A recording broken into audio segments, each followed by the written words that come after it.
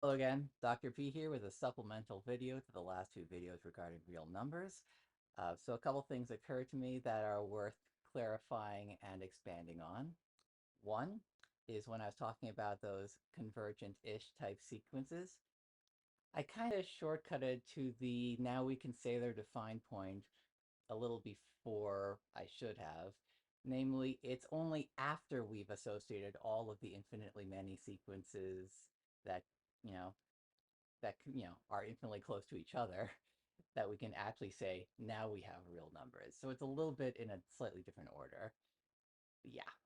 Anyway, the other thing is I've mentioned how that issue with so-called real numbers was a consequence of real numbers being a bigger infinity than rational numbers. Well, while that is true, it doesn't mean it doesn't mean that an uncountable set embedded in an uncountable set is any bigger than a countable set.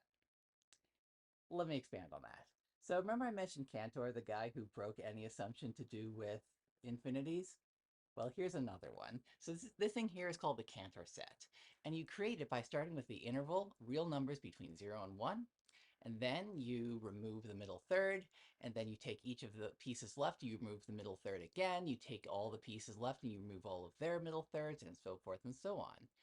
And what you get is kind of a smattering of points that left over. And, well, here's the thing.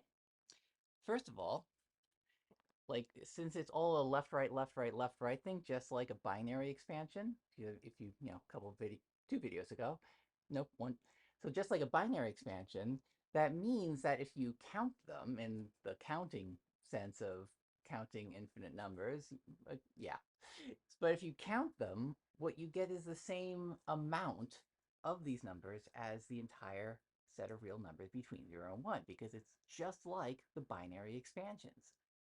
But if we look at the width, well, we get it by starting with 1, with 1, then we take only 2/3 of that, and then we take only 2/3 of what's left, and then we take only 2/3 of what's left, and so forth and so on. So we're taking a number less than 1 and multiplying it by itself infinitely many times.